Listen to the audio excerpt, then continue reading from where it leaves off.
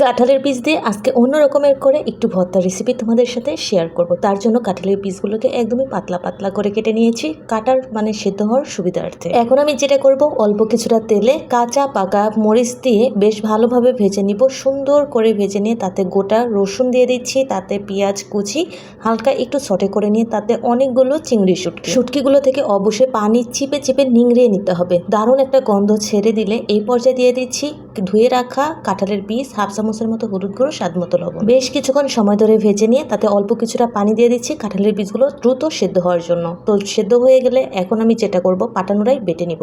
বেশ মিহি করে বেটে নিতে হবে। আর বাটা হয়ে গেলে এখন শেষে দিয়ে দিচ্ছি কাঁচা সরিষার তেল। আবারও ভালোভাবে মিক্স করে নিব। আর এভাবে তৈরি করে নিলাম চিংড়ির শুটকি প্লাস কাঁঠালের বিচির ভর্তার এই রেসিপিটা। দিন দিন এত পরিমাণে মোটা হয়ে যাচ্ছে, স্বামীর সাথে বাইরে ঘুরতে গেলেও মানুষের পেছন থেকে বলে হাতিমার্কার শরীর নিয়ে আমার স্বামী নাকি লজ্জা করে। কথাটা স্বামীকে বলতে অট্ট হাসিতে স্বামী আমার বলল যে হ্যাঁ, যে হয়তোবা বলেছে তার স্বামীর হয়তোবা তাকে নিয়ে লজ্জা করে, কিন্তু আমার না। ভালোবাসার জিনিসটাকে নিয়ে মাঠে ঘাটে ঘরে যেখানেই যাই কেন লজ্জা করা উচিত না। কথাটা শুনতে অন্য রকমের একটা শান্তি পেতে স্বামীকে ভালোবেসে এমন মজাদার রেসিপি শেয়ার করেছি যে স্বামী খেয়ে অনেকটাই খুশি। যদিও বা স্বামী আমার কাঁঠালের বিচিটা পছন্দ করে না, তবুও অল্প কিছুটা তেলে চর্বিটাকে একটু ভেজে নিয়ে তাতে কাঁঠালের বিচি, ঢেঁড়স, পেঁয়াজ, রসুন, কাঁচামরিচ দিয়ে দিচ্ছি। এখন অল্প কিছুটা হলুদ গুঁড়ো, প্রায় 1.5 চামচের মতো, স্বাদ মতো লবণ দিয়ে নাড়াচাড়া করে বেশ বেশিক্ষণ ধরে ভেজে নিব।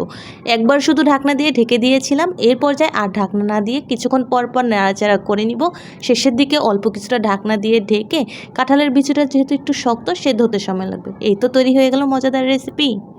শুধুমাত্র একটা উপকরণ দিয়েই যদি কাঁঠালের বিচিটা এত পরিমাণে টেস্টি হয়, এই পর্যন্ত যতগুলো ভর্তা আমি খেয়েছি কাঁঠালের বিচির, তার থেকে এই ভর্তাটা একদমই সেরা। কেন বলছি সেটা দেখলেই বুঝতে পারবে। তো কড়াইতে আমি প্রথমে ঝালের পরিমাণ অনুযায়ী শুকনো মরিচ লাল লাল করে ভেজে আনলিমিটেড পেঁয়াজ, রসুন আর অল্প কিছুটা তেল দিয়ে এটাকে বেশ বাদামি কালার করে ভেজে নিব। এখন আমি ভেজে নিব সেই মজাদার জিনিসটা, যেটা দেওয়ার পরে ভর্তার স্বাদ একদমই অন্যরকম এসেছে। তো হলুদ দিয়ে আমি চিংড়ি মাছগুলোকে বেশ লাল লাল করে ভেজে উঠিয়ে নিব। আর এই চিংড়িটা দেওয়ার কারণে ভর্তার স্বাদ যে এতটা বেড়ে যাবে তা না ট্রাই করলে একদমই বুঝতে পারা যাবে না। তো এখন আমি সমস্ত উপকরণগুলোকে পাটানোড়ায় ট্রান্সফার করে দিয়েছি বাটার জন্য, সাথে আমি কাঁঠালের বিচিগুলোও দিয়ে দিচ্ছি। সমস্ত উপকরণগুলোকে লাস্টবারের মতো ভালোভাবে মেখে নিলেই তৈরি মজাদার কাঁঠালের বিচির ভর্তা।